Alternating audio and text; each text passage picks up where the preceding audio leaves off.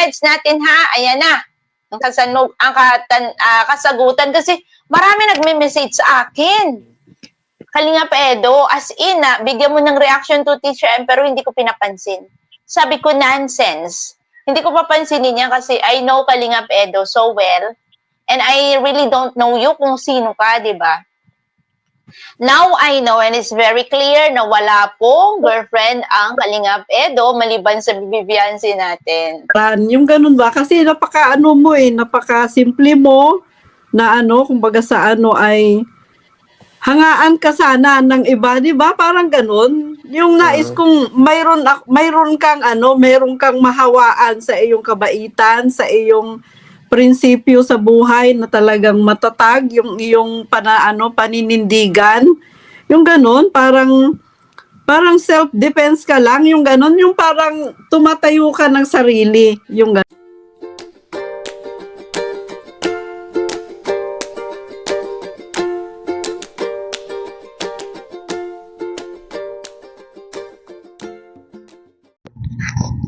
Ayun, shoutout po. Welcome to my YouTube channel, Roselski TV. Guys, dito tayo para mag-reaction sa naging live ng Karaba kagabi. At ang bisita nila doon ay si Kalingap Edo. At talagang dito ay hindi na nakatanggi itong ating binata nang tanungin siya ng mga host sa Karaba guys. At marami nating nalaman kay Kalingap Edo dito pero bago po ang lahat pakisuportahan po ang ama ng Kalingap, Kuya Bal Santos Matubang, Ate Edna Vlogs at Kalingap Rab. At sisimulan po natin doon sa mga tanong ng mga host dito sa Karaba at ang itinanong dito ay kung ano ang nagtulak sa kanya para mag-vlog at sino ang kanyang mga naging inspiration dito At ito po, umpisahan na po natin. Simula nang pumasok ka dito sa Kalingap as staff ni Kalingap Rab, ano yung nagbigay sa'yo ng lakas upang mag-charity hanggang sa kasalukuyan at sino ba yung naging inspirasyon mo sa mga ginagawa mo dito?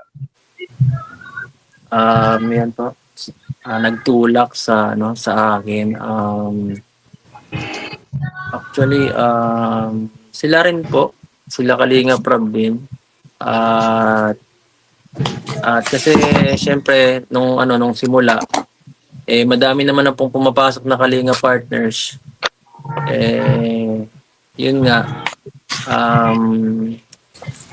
para kaming nagpag-iiwanan din kasi nun kasi syempre si Kalingap Rab mapakaano niyan, mabait sa kasama, nahihiya din naman siya na syempre yung kasamahan niya naiiwan, samantalang yung iba na kakapasok lang nagkaka-channel, lumalakas, samantalang kami parang nai-stuck lang sa kanya na parang wala lang, parang ganun pa rin hanggang mga isang taon na nasa isang lugar pa rin.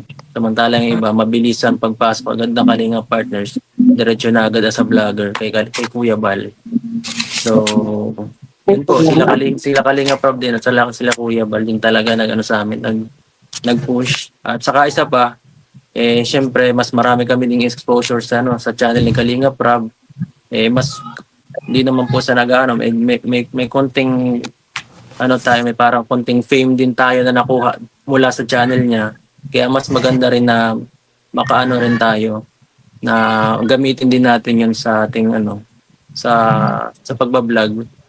At yung mga iniidolo ko kagaya nila Kuya Bal, yan ang nakita ko na parang syempre sila Kuya Bal, yung pag-charity is syempre limited lang naman ang matutulungan kung silang dalawa lang mag-ama. At yung mga partners, mas maganda talaga kung sama-sama tayo na tumulong para mas maraming matulungan.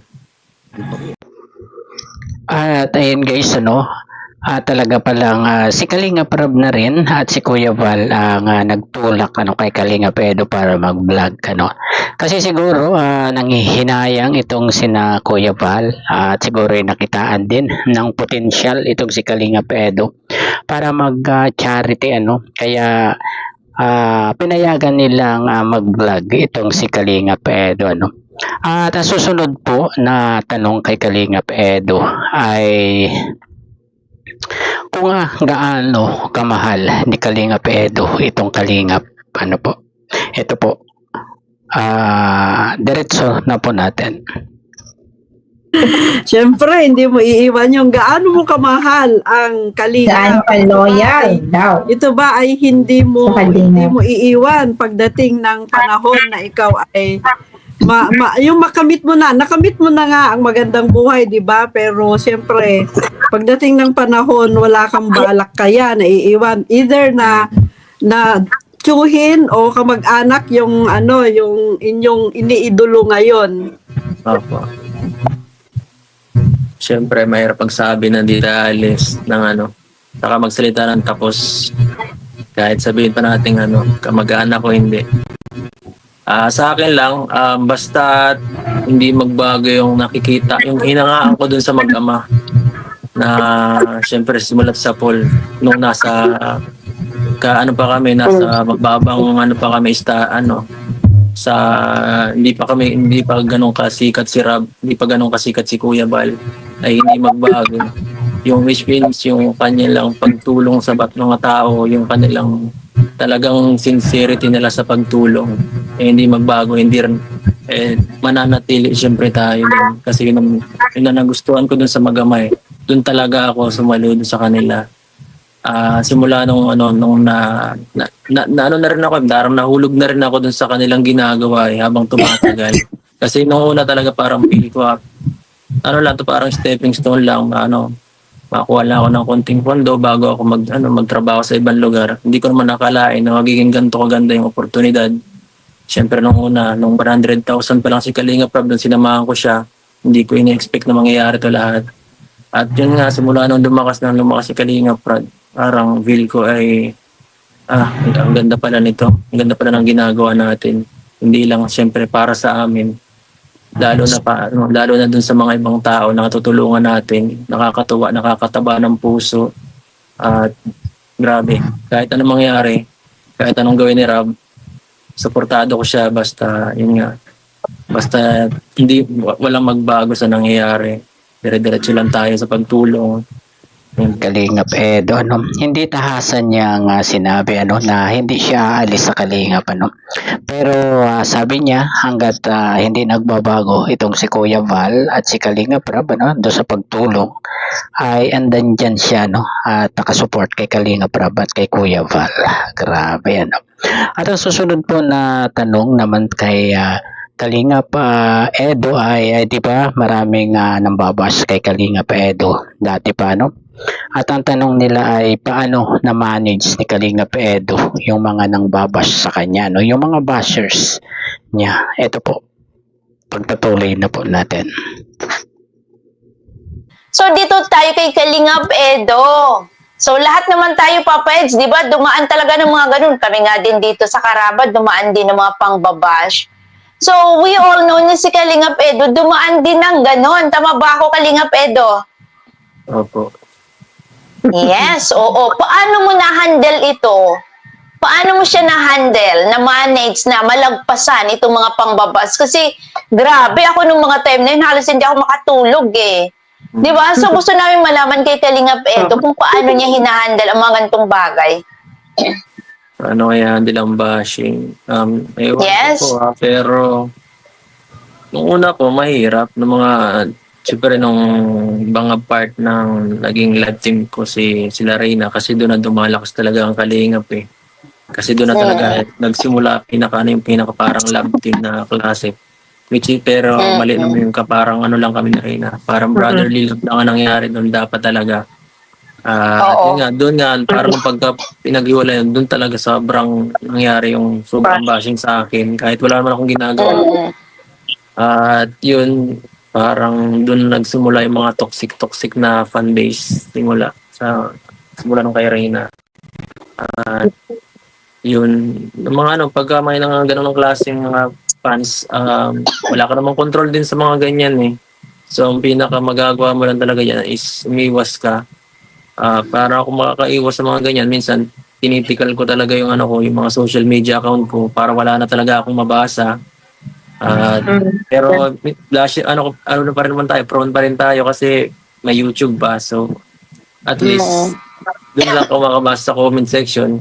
Depende na lang kung babasahin mo pa yung comment section sa YouTube mo, sa mga vlog mo para maapektuhan ka. Minsan talaga, sanayan na lang din yan. Depende kung saan mo ka, kung gaano ka, ano mo yung tolerance mo. Kung hindi mo talaga kaya, remove lahat ng ng mga social media account. Kung kaya mo naman, pwede namang ilan lang ang tigalin mo. Para hindi ka masyado maapektuhan. Minsan kasi yung iba parang nadidepress pagka nakakabasa ng sobrang pero ako po, wala naman na po yun sa akin. Sanay na ako sa mga ganyan. Wala nang nakakapasok. At ayun guys, talagang ganun pala, minanage ni Kalinga Edo ang mga bashing, ang bashing. Minsan, parang tinatanggal niya ang social media, parang hindi muna siya gumagamit ng social media. Siguro tulad ng, mga Facebook, At ayun, dati pala ay ganun yung kanyang ginagawa kapag talagang hindi niya na makaya halos ang mga pangbabash sa kanya At idiretso pa po natin. Kaya Edo, bakit kaya hanggang ngayon, no? Lagi kang na-issue na meron ka daw na iba. Ano masasabi mo? Yes, oo. Pag may ganung issue na laging yun ang binabato sa'yo. Ano yung masasabi mo dito sa mga yung ganito yung may iniisip sa'yo? Kaakibat na yun po pagka ikaw talaga ay parang pag tawag dito, sabi nga baga sa tawag dito, yung puno na maraming bunga. Ang punong hitik na bunga, maraming bumabato. Yan. Which is, kapag tayo umaangat, marami talagang minsan na na humaling, naiinggit, at gusto minsan tayong iba natin kung anong gusto nila, ang pakay nila, at gusto nila tayong pabagsakin or isyuhan, kahit minsan wala naman talagang ginagawa. Ay, nasa kanila na lang po yan kung anong nila. Pero ang mahalaga, kung ano man yung mga nila, patuloy pa rin po ako sa ginagawa ko. Ang naman natin dito sa mission sa Kalingap is pagtulong. At minsan, ang labas na pansariling buhay natin ay minsan ay isang tabi lang din muna ng mga fans. At kasi hindi naman po lahat kailangan ipubliko. Di ba? At siyempre, may karapatan din po ako sa buhay ko. Mga ganyan, mga bagay-bagay.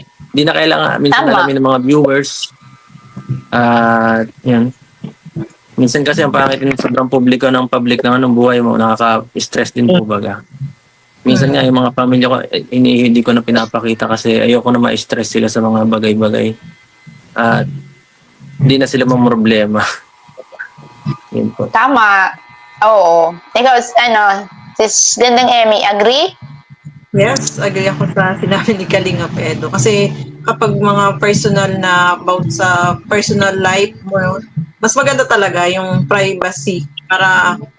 Kasi pag yung expose talaga sa social media yung love life, talagang marami yung makikisali na mag-i-issue na hindi naman katotohanan. Kaya tama lang yung ginagawa ni Kalinga Edo na yung family niya o yung special sangwa niya is yung naka-private lang talaga para hindi na-apektuhan din. Ang problema hindi kayang i-private kasi ang Bibiansi natin ay public image din, public figure din. So mahirap talaga, 'di ba, Papa Eds? Napakahirap na i-private dahil si Baby Vian ay andyan 'di ba? So para sa akin, inggit ang number 1. Ano 'yan, Kalinga Edo? Ayaw din masyado ma-public, mahihayin yun. Saka, syempre, minsan naiwas na lang yung paggaganyan. Siyempre, di naman palagi tayo, camera ready or Saka may mga times na nakakapagod din minsan, madaming nakatutok na camera. Di man tayo, siyempre maraming anggulo, minsan mapapasama tayo sa video ng iba. Minsan, minsan okay, minsan hindi. So, nakakatakot din minsan kasi Tama. dapat laging perfecto ka. Mahirap naman maging perfecto sa lahat ng bagay. Tama, oo. Ayun guys, no, talagang totoo yung mga sinasabi ni Kalinga Edo, ano, na hindi lahat ng nangyayari sa kanya, ano, tulad ng sa family, 'di ba? Sa love life niya ay kailangang nakapublic, ano guys. Kailangang meron ding i-private syempre, 'di ba? At hindi nga naman na laging ready sa camera, 'di ba? Kaya siguro kailangan na alam ni rin nila no kung kailan sila kukunan ng camera ng mga kasamahan nila, 'di ba? Tulad ng mga nag-BBTS, ano guys, kasi tama si Kalinga Edo, ano, na minsan sa ibang anggulo maganda ang kuha nila, pero sa ibang anggulo ay pangit. Kaya siguro nababas din sila, ano guys. At ang susunod po natin na tanong kay Kalinga Edo na ating re-reactionan ay itong tungkol sa mga travel nila, ano guys, kung bakit hindi man lang niya na i-vlog itong si Lady Beyonce or nakunan man lang ng mga picture, ano. Yun ang maraming nagtatanong, bakit daw hindi man lang ma-vlog ni Kalinga Edo itong si Bian. Ito po ang sagot niya. May tanong ako kay Kalinga Edo. Matagal na ako nagwa-wonder nito. Pumunta sila sa Palawan, pumunta sila sa Cebu, sa Hong Kong. Hong Kong ba yan? No? Hong Kong. So, sabi, napansin ko sa kay Kalinga Edo na wala siyang vlog sa mga travel or kukunan niya si Beyonce. So, parang nagwawonder ako ng konti to decision niya or iwas lang siya sa issue na parang ayaw niya mabash yung vlog niya at yun nandiyan si Beyonce. Pwede ba malaman, Kalinga Edo, decision mo ba? Kung sabi mo, gusto mo isang private. Decision mo na ayaw mag-vlog sa mga travel na pwede isama si Beyonce or gusto lang, wonder lang. Para sagutin mo kasi for sure may mga nag-iisip din na katulad ng iniisip ko. Yes. Okay yung tanong. Actually po, na-video naman po ako, konti-konti lang, parang clip-clip lang, tapos hindi naman sobrang tagal. Saka kung ma-video man ako, siguro sa buong travel, pwedeng isa vlog lang, ganun lang, para at least may content lang ako, hindi man talaga, minsan talaga, pag wala na talagang upload, napipilitan lang din ako mag-vlog kahit konti lang. Pero hindi naman yung focus talaga sa mga beneficiary ng Angel. Minsan silip lang sa kanila, tapos balik na lang sa akin ulit. Pero yun nga po, kagaya po na sinabi nyo, pag nagta-travel po ako, karaniwan, ini-enjoy ko na lang po rin kasi bihira lang yun. Saka ang focus namin dun is mag-relax at maging banding sa mga kasama namin. At yung pag-vlog, pinapaliban ko na lang minsan Kalinga Prab kasi sa kanilang channel yun ginawa yung travel and para para may pakita ni Rob sa mga tinutulungan. Which is hindi naman sinasabing bawal. Para sa akin lang na at least sa kanila na yun. Okay na ako sa minsan kasi may mga baon na rin po kasi ako before pa kaya okay lang. Hindi naman po okay naman po mag-vlog. Hindi naman po pinagbabawal yun. Sabi ni Rob. Kasi syempre nahihiya din minsan si Rob sa mga sa mga kasamahan. Syempre matagal-tagal kami makakabalik. Kawawa din sila. So sa akin lang, para sa akin, ini-enjoy ko lang po yung moment. Kasi once in a lifetime minsan di na nakakabalik. At masaya talaga yung mga ganun. Siguro may na-video ako, hindi ko na minsan yung iba ina-upload. Sa cellphone ko na lang, ang alaala na lang. Ganun lang po. Galing. At ayun guys, ang naging sagot ni Kalinga Edo, kaya hindi siya nagbablog pero nagbe-video rin siya, kaya lang ay minsan daw ay hindi niya na i-upload, at nagiging alaala na lang Kasi nasa cellphone lang niya ano. At yun pala ang dahilan ni Kalinga Edo kaya hindi siya nagbi-video ano, parang ini-enjoy na lang niya yung moment na yun ano. Kasi pag nag-vlog pa nga naman siya ay paano siya mag-i-enjoy, 'di ba guys? At parang respeto na rin ano kay Kalinga Prab dahil vlog nga ni Kalinga Prab si Beyonce ano guys. At dito na po tayo ano sa usapang sponsor naman po ano. Yung sponsor na mahilig hawakan ang liig ng mga charity vlogger ano guys. Pero itong si Kalingap Edo ay may sagot dito ano. Ito po, pakinggan po natin. Si Kalingap Edo. As a charity, alam natin marami kang mga sponsor. Marami yung nagbibigay sa iyo ng sponsor kasi marami kang mga tinutulungan. So meron ka bang na-experience na sponsor na parang gusto ka nang hawakan sa liig? Parang ikaw yung tipong lahat na lang ng gusto nila, yun ang masusunod. Meron ka bang ganong na-experience, Kalingap Edo? Meron po mga ganong times, lalo na kapag ka medyo bigatin yung sponsor. May mga times na parang didikdahan ka at parang rin ka minsan. At minsan, ewan ko kung gano'n talaga ako galing nila o ano.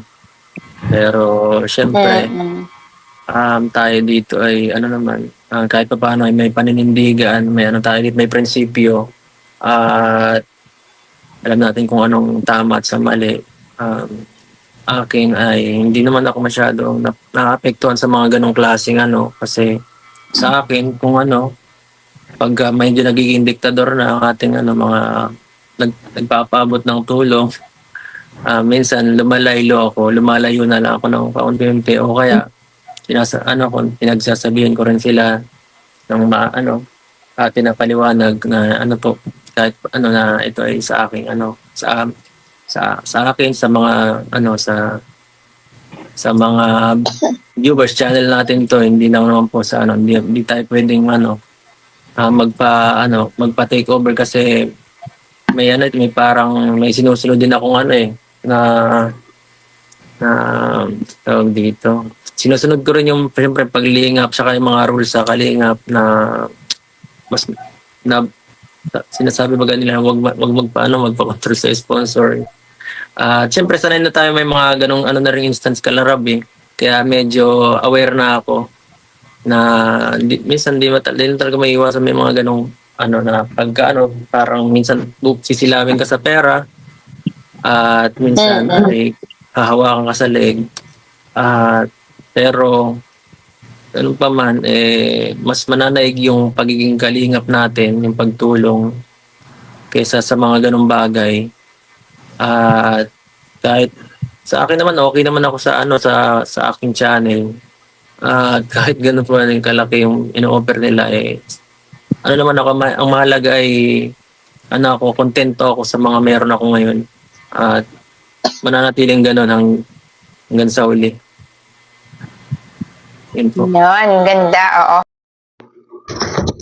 At ayun guys, sorry na lang sa mga sponsor na gustong hawakan sa leg si Kalingap Edo kasi meron siyang dignidad guys, meron siyang paninindigan sa sarili kaya hindi nyo siya mahahawakan sa leeg guys or madidiktahan man lang, 'di ba? At yan naman ang napakaganda kay Kalingap Edo at alam natin yan kasi matagal na tayong nakasubaybay kay Kalingap Edo na minsan ay hindi ito nagpadikta sa mga sponsor binablock pa nga niya yung mga sponsor na pasaway, di ba guys? Diretso naman po tayo doon sa usapang issue yung kumalat dati na issue sa mga beni niya guys. Ito po pakinggan po natin si Kalingap Edo. Alam natin na nagkaroon ng issue. Ito ba sila ay pinagsabihan mo or Nagkaroon sila Siyempre naman po. Siyempre naman. Kasi kung ano ko yan, kung sakop ko yan, kung cargo ko ang isang kailangan ko na makisama. Ay, ayusin yung mga ganyang bagay. Siyempre, pinagsabihan ko nung nakaraan. Kahit nung nakaraan pa, before pa, wala pa po yan. Or hindi minsan nakikita ng pag may nakikita akong mali sa isang tinutulungan ko, depende sa kanilang tawag dito, paglabag. Minsan, kapag okay pa naman, nananatili pa naman. Pero pag sobra na, may mga times na hindi ko na lang ina-announce para hindi man masyado mapahiya. Inaano ko na lang, pina-cut off ko na lang sa tinutulungan ko para siyempre kung deserve mo nga tulungan, siyempre dapat focus ka lang sa sa kung mag-aaral ka at kung bawal ang bisyo at sa lahat, hindi lang sa scholar ko, siyempre sa lahat, sa mga kung sa mata, pamilyadong tinutulungan, bawal yung mga pagsasabong o kung ano man, pag-iinom o kung ano man, bawal yung ganyang bagay. Kasi siyempre kung tutulungan ka, dapat maayos kang tulungan, hindi yung kung ano-anong ginagawa mo. Kasi nakakahiya sa mga sponsor. Siyempre nakakahiya na rin sa amin kung ito-tolerate namin yung mga ganong bagay. May time ba na minsan nagagalit ka sa beneficiary mo? Paano ka magalit? Tahimik or vocal na direct to the point? Diretsuhan na agad para wala na agad para maintindihan natin yung gusto ko. Para malinaw na agad. Ayoko na nung pinapatagal pati sa oras ay. Saka siyempre para malinawan na agad sila. At siyempre pag ganun po, sinasabihan ko sa kanila, pinapapili ko kung gusto nilang manatili o hindi. Kung gusto nilang magpatuloy sa ginagawa nilang mali, pasensyahan tayo pero ako lalayo. Pero kung gusto niyo pa rin magpatuloy, siyempre dapat magpasakop kayo sa akin. At ayun guys, tinanong ni Gandang Eme kung nung nagka-issue ba itong mga beneficiary ni Kalingap Edo ay pinagsabihan. Ang sagot naman ni Kalingap Edo ay syempre naman siguro ay hindi na nga lang niya i-blinlag ito para hindi mapahiya itong kanyang mga beneficiary At ang kagandahan dito guys ay hindi basta-basta siya nagtatanggal ng mga tinutulungan guys. Tinatanong muna niya yung mga beneficiary niya kung gusto pang magpatulong or hindi na at kung hindi na ay pwede nang umalis sa poder ni Kalingap Edo. Pero kung kailangan pa ng tulong ay magpasakop sa kanya sabi ni Kalingap Edo. At yun naman ang talagang dapat, di ba guys? Kaya nga tinutulungan ay hindi nila kaya, pero bakit nagiging mga pasaway, di ba guys? Kaya hindi siya yung tao na naghihigpit sa mga tinutulungan pinibigyan pa niya ng pagkakataong makapamili kung magpapatulong pa ba or ididiretso na lang yung mga ginagawang mali ng mga beneficiary niya Wala siyang pake kung viral man yan o hindi, di ba guys? At alam natin yan dahil nakapagtanggal na si Kalingap Edo ng isang viral, di ba guys, sa kanyang channel guys. At diretso po tayo dun sa talagang ito yung pampinali natin guys yung usapan nila ng mga host sa si Kalingap Edo at talagang kilig na kilig itong mga host na to kay Kalingap Edo. Ito po at idiretso na po natin. Or para bang siya yung hindi pala kibo, hindi pala ngiti.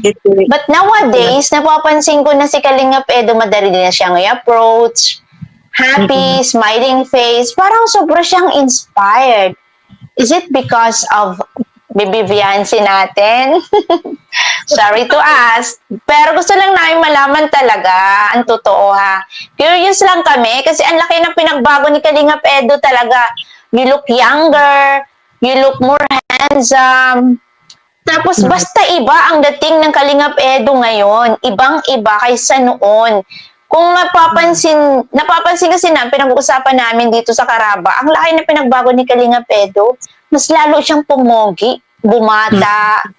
Tsaka palangiti. Is it because of Beyonce? Siguro, pero masabi Ayun, siguro, yun na yun. sabi niyo po loner. Siguro dati po, pero ngayon hindi ko masabing loner. Parang sa akin lang Okay. parang mas alam ko yung sarili kong gusto kong gawin sa buhay. Parang minsan alam kong parang minsan iniisip nila na parang bakit sa Edo laging nagsosolo. Bakit sa Edo parang iwas sa mga ibang kasamang K-boys or pa man. Sa akin, syempre, parang syempre alam ko yung vision ko eh. Nakatutok ako sa vision ko sa ginagawa ko sa pagtulong natin dito, sa pagtulong ko sa channel ko at palaguin yun. At syempre, pag-improve ng sarili ko, wala na akong ibang oras kundi pagandahin yung mga bagay na yun. At hindi ko na pasensya sa mga ibang kasamahan na hindi na gustuhan yung ganong ugali ko, pero ganun talaga eh. Sa ulit-huli, sarili mo lang din naman ang tutulong sa sarili mo para umangat ka. Tama. Correct. Minsan, pwede rin may mga makakatulong din sa mga ibang tao, pero karaniwan, yung sarili mo talaga ang magiging magpupush sa sarili mo para umangat ka. Hindi naman din halos, mahirap mag-asa sa iba ng tao. At yung karaniwang gusto, mahirap makahanap ng kaparehas mong gusto eh. Karaniwan ng yung ibang tao. Tama. Si Baby Beyonce na yun. Sorry Papa Eze, to cut you off. Di ba, mahirap maghanap ng makakasundo mo. Si Baby Beyonce. Wala, natutuwa lang ako sa inyong dalawa. Sorry ha. Natutuwa lang kami kasi you know naman na love namin kayo. Di ba? Gandang Emmy, no? So yun. Mahirap talaga makahanap. So, wag mo na pakawalan yan, Papa Eds. So, ayun. Gandang Emmy, sobrang lang ako natutuwa. Gawan si Gandang Emmy. Speaking of that, sa inyong dalawa ni Beyonce, Kalingap Edo, may time ba kayo na napag-uusapan nyo yung future nyong dalawa? Wow. Dati na pag-usapan na po namin yan. Hoy, galing. Yun lang muna. Private. Bakit kinikilig tayo, Natutuwa lang kami sa kanila kasi love namin sila. Dugtungan ko yung tanong ni Gandang Amy. Dugtungan ko. Kasi itong last na vlog, grabe makatingin si Beyonce. Napansin ko talaga pag may ginagawa si Beyonce yung mata na video ganyan. So sa vlog na ito, may plano na sila in the future. At yun nga pala napag-usapan nila itong business, mag-invest. So ang tanong ko, hindi sa inyong dalawa kasi siyempre, hindi pa kayo kasal. So, ikaw Kalingap Edo, may nagplano ka na ba to invest, na magkaroon ng business at the same time na nag-charity ka? Nagsimula ka na ba o plano? Kagaya na sinabi niyo po, marami po kayo nakitang pagbabago sa akin. Yes, oo. Invest ako sa sarili ko po. Sa sarili ko para mag-improve. Para pagbutanin pa. Yun lang nakikita niyo, pero marami akong binaaral, ganyan. Tapos hanggat nagre-ready sa mga bagay na sa hinaharap yan. Prepare na po yan. Oras na lang naghihintay. Wow! So, maganda yun, nag-invest sa sarili niya to improve. Maganda yun. Oo. Napakaganda naman kasi ni Beyonce. Sobra. Lalo siyang gumanda. Di ba? Bagay na bagay silang dalawa ni Kalingap Edo. Oo naman. Sobrang bagay. Bagay talaga yun silang So yun ha, ay, nako, ayoko nang magtanong. Kasi meron pa kaming katanungan, sabi namin, in 5 years, ano na ang status ng EDSI? Di ba? Kasi makaraan ang 5 taon, kumusta na ang EDSI? Kalinga Pedo. Tapos yan mag-aaral. Ang EDSID. Graduate. Happy ending na. Ayun na yun ha, happy ending na. Understanding.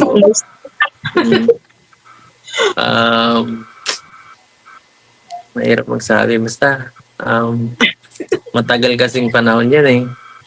So, baka Konting panahon na wala lang na kayo yan. mapanood na EDSI, tapos na ang EDSI nun, then na, happy ending na eh. Hindi yun. Tuloy-tuloy po Wala yun. na. Problema. Mr. and Miss, iba na yon, Mr. and Mrs. na. So, ayun, ay nako, narinig natin ang mga kasagutan ni Kalinga Pedo. Bahala na kayo dyan. Basta ko, doon sa mga nagme-message sa akin, sorry.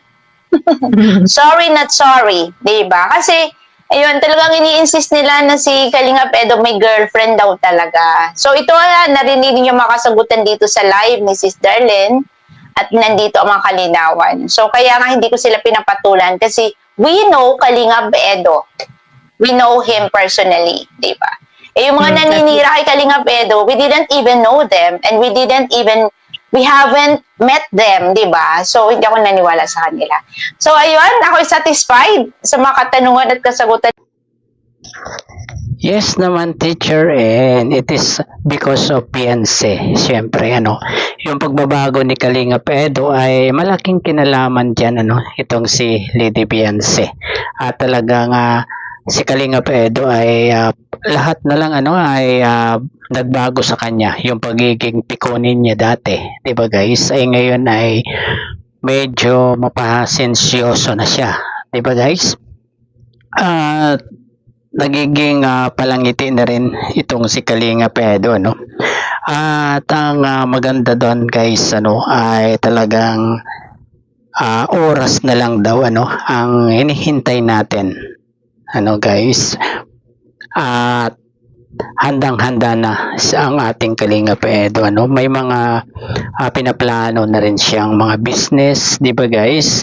At yun ay hindi lang alam, hindi natin alam kung ano yung business na yan ni Kalinga Edo, di ba guys?